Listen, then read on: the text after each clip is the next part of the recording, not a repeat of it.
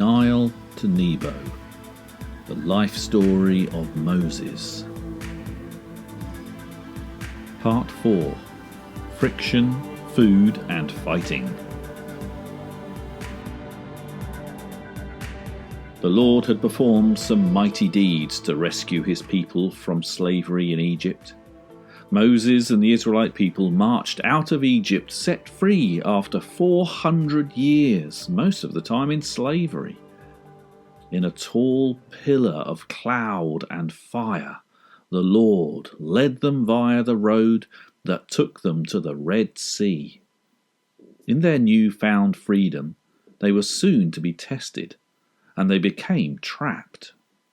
In front of them was a vast expanse of water. Behind them they could hear the king of Egypt's army fast approaching. With no way forward and no way back, the Israelite people were terrified and groaned, "It would have been better for us to stay in Egypt as slaves than to die in the desert." The situation seemed hopeless. Moses confidently shouted to the people, "Don't be afraid! Just wait and see what the Lord will do. God will come to our rescue." The pillar of fire and cloud moved to the back of the people and protected the Israelites from the pursuing Egyptian army. God told Moses to raise his staff and point it towards the sea. He did exactly as God instructed. And suddenly, a strong east wind arose and blew. It blew all night and through the sea and drove the waters back, creating a track of dry land right through the middle of the sea. There was a wall of water on their right and a wall of water on their left. Can you imagine how scary that must have been, to walk through the sea on dry ground? But the people followed Moses through the channel until they had all reached the other side. The Egyptian army were in hot pursuit, but again God told Moses to lift his staff towards the sea. He did, and instantly the walls of water collapsed, swamping the Egyptian army, and they all drowned. That day the Lord saved the Israelites from the Egyptian army. The people saw the great power of the Lord and feared him and put their trust in him. They all joined in a song of praise, led by Moses' sister Miriam, who with the other women played tambourines and danced. It was a great celebration of the amazing rescue God had provided. The Lord showed the people which way to go by the column of cloud and fire, and they travelled into the desert. Now you would have thought that a great escape like that would have spurred the people on for many days and weeks. But after only a few days of walking into the desert, the people started to grumble.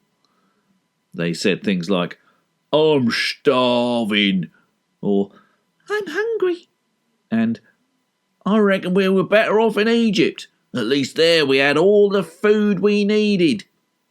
The grumbling spread until every family was moaning, "If only we had died in Egypt. There we sat round pots of meat and ate all the food we wanted. But you have brought us out into the desert to starve all these people to death," they complained to Moses and Aaron. The Lord said to Moses, "I will rain down bread from heaven." Moses passed on God's message to the people. "In the evening you will eat meat, and in the morning you will have all the bread you need." And sure enough, that evening loads of birds, quail they were called, flew into the area where the people were camped. The people caught them and made tasty meals with them. And then the next morning they found the ground covered with white stuff, something they had never seen before. "Whatever is it?" they asked each other. Moses told them that it was the bread God had promised to give them, called manna. Families collected what they needed and then baked loaves from it. It tasted good, sweet and nourishing. It was wonderful. The Israelite people received God's provision of food day after day. So you would think that they would realize that God would always take good care of them. But no. When they moved on to another place, they couldn't find any water to drink. "Hey, Moses, we're all dying of thirst. Why did you bring us away from Egypt so that we and our children and our animals to die out here in the desert? There's no water anywhere. Come on, get us some water, or else." They were very threatening, and Moses feared for his life. Moses was not only afraid, he was very disappointed that again the people grumbled and didn't trust God to meet their needs. "What am I to do with these people?" Moses pleaded to God. God told Moses to go on ahead and take his staff with him. And when he arrived at a prominent rock, God told him to hit it with his staff. He did, and immediately a stream of water started pouring out of the rock. It formed a pool which provided everyone with plenty of fresh drinking water. Another wonderful miracle for people who, sadly, didn't really deserve any of God's help. As the people moved on and encamped in a strange country, there were always dangers to face. One day they found themselves under attack from a fierce enemy. Moses instructed his army captain, "Joshua, take up our men, as many as you need, and go and fight. I will watch the battle from on top of this hill up there." The next day, Joshua and his fighting men moved through the valley to engage with the enemy forces. On top of the hill stood Moses with his trusty staff raised above his head. The Israelite army advanced strongly. But as the day wore on, Moses grew tired and his arms ached. But when he lowered his stick, the enemy started winning. Again, Moses used all the strength he had left to keep his arms in the air, and then his army advanced. But soon he was so weary that it became impossible for him to keep holding his staff up in the air.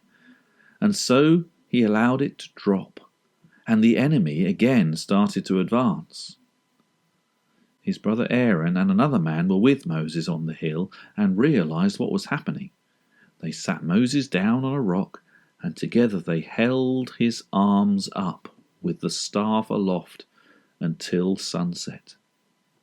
And so Joshua and his warriors kept advancing and won a great victory over their enemy that day, and though Moses knew that it was God who had enabled them to win.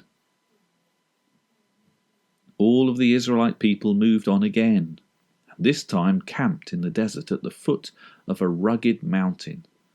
They hadn't been there long before there was a tremendous thunderstorm, and the mountain was covered with a dark black cloud.